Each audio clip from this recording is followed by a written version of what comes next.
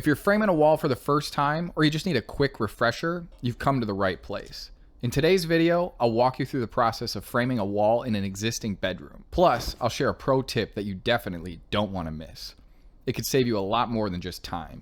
Okay, maybe I'm being a bit dramatic, but seriously, it could. So let's dive in.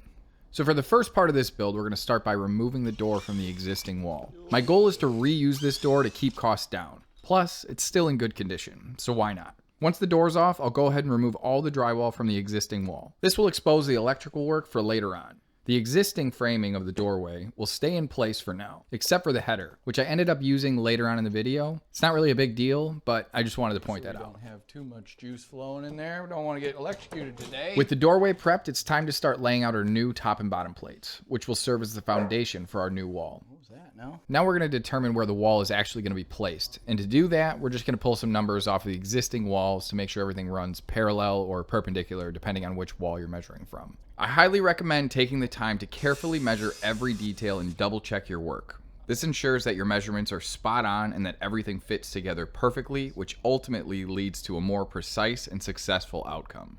Before attaching the bottom plate to the floor, I need to remove some carpet. The reason is simple. If the plate sits on the carpet, it's not going to sit perfectly flat. Carpet can cause the bottom plate to shift, and trust me, we don't want that. If you've been following the channel, you know how I feel about crooked things. I am not a fan. If you don't have carpet though, this step doesn't apply to you. If your house has carpet, it's gonna have tack strips. And tack strips are just simply pieces of wood with nails angled towards the wall. Their purpose is to hold the perimeter of the carpet in place. When the carpet is laid down, the nails of the tack strip grip as you stretch the carpet, keeping it tight and wrinkle-free. Now we gotta go onto the ceiling. Once the bottom plate is positioned, it's time to determine where the top plate will go on the ceiling. To make this part as easy as possible, I recommend using a laser level. This ensures that everything lines up perfectly with your top and bottom plates. Here we go. Of course, with any project, there are always a few speed bumps along the way, and this is one of them. The door to my attic happens to be in this bedroom, which is not a huge issue, but it does add a few extra steps as I have to adjust everything around it to make sure that this wall is going to fit. Oh, see, this is a perfect example, Nick. This is just caulk, but I didn't cut it, so it's ripping the ceiling. See how I did that? This is the most like real home renovation that I've done in a while. When I originally installed the attic doorway, I caulked the trim work in place. Before removing the trim, I recommend scoring the seams or removing the caulk. You run the risk of tearing the drywall if not. Did it again. Didn't cut it, so ripped all the drywall. Learn from my mistakes. With the trim removed, it's time to move on to attaching the top plate. Luckily for me, a few years back, I put nailers in the ceiling, so I didn't have to crawl around my dirty attic and put those in. Nailers are installed to provide a secure surface for attaching drywall, beams, and other materials.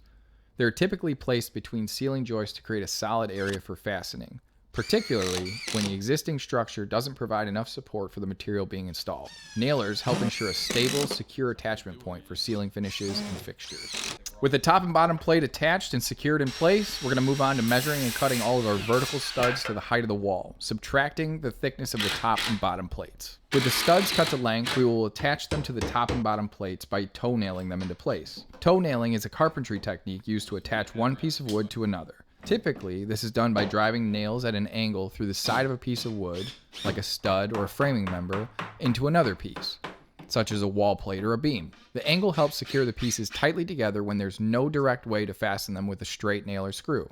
It's commonly used in framing, particularly when attaching studs to the top and bottom plates, which is what we're doing now. I'm in the process of carefully aligning the studs along the layout lines that are marked on both the top and bottom plates. This step is crucial to ensure each stud is positioned accurately according to the specific measurements outlined in the plan. As I work through this, some of the studs might need a little extra attention, requiring a gentle tap or two to make sure that they fit snugly into place and are securely attached. This process ensures everything is lined up correctly before moving forward. Once all the studs are positioned and the frame is fully assembled, we can shift our focus to the corner, specifically the California corner, which is a framing technique that not only maximizes space, but also adds extra strength to the structure. If your wall includes a door or window, you'll need to add a header above the opening for support. The header helps disperse the vertical weight around the door or window instead of on the door or the window. Since I'm using the old door, it only makes sense to use the existing header as well. So I removed that from the existing wall and added it to our new wall. If your wall doesn't have a door or a window to frame out, then this is kind of an extra step that you don't need to pay attention to. So let's move on to the next step. With the wall all framed up, it's time to move the existing light switches to the new wall. To do this, I drilled a hole in the top plate into the attic, allowing me to drop the wires down to the new wall. Important. Always turn the power off before you start working with electrical. You don't want to get electrocuted. Oh, there it is. I did have a bit of an adventure in the attic trying to trace the path of the wires that had been there for years. I simply followed the existing wire routes using the same wiring and threaded it through the new hole I drilled in the new wall. Since everything was already connected, I didn't need to make any major changes. I was basically just moving the light switches from their current location to a new one. So it was mostly just a bit of rearranging. Right, get out of the way. It sits. Pro tip, invest in an LED light if you're working with the power off, especially if it's already dark outside, like it was for me. You'll thank yourself later. My buddy Nick used his camera lights, which worked great. LEDs don't overheat and they have a long lifespan. With the wires in their correct positions, I'm moving on to attaching the switch box to where I want it. I'm using a new work box, which allows me to secure it to the studs. Later on, you'll see me use an old work box since we don't have access to the studs in some spots. Once everything was all wired up, I turned the power back on to check if everything was working, and thankfully it did. Power. Look, I switched them. So I won't go into detail on how to do all the outlets and electrical work, but here's a little bit of a quick run through. When doing any electrical work for your bedrooms, you're going to need 14 gauge Romex wire, some electrical outlets, your boxes, and your wire connectors. And those are your real basics of materials that you're going to need. First, turn off the power, fish the wire through the studs, and then once the wires are through the studs to the outlets, then you're going to prep your wires. You're going to cut the Romex sheathing off just a little bit inside the box where you're going to do your pigtail connections to all the outlets. Once all your connections are complete, turn the power back on and test. Whatever you do, do not skip this test. You'll need a voltage tester to test whether the wire is live.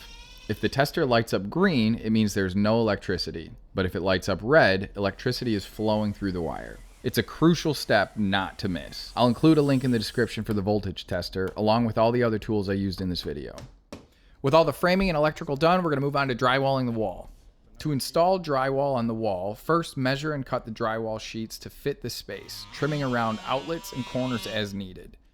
Okay, now there's power. Begin by positioning the drywall against the studs, starting at one corner of the wall.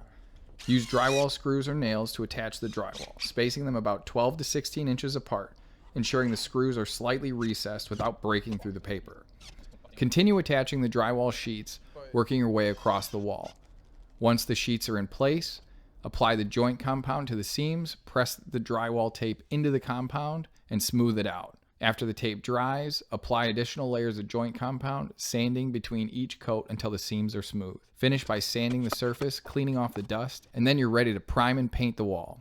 If you're looking for a more detailed step-by-step guide on how to install drywall, be sure to click the video on screen next. Thanks for watching, and see you in the next video.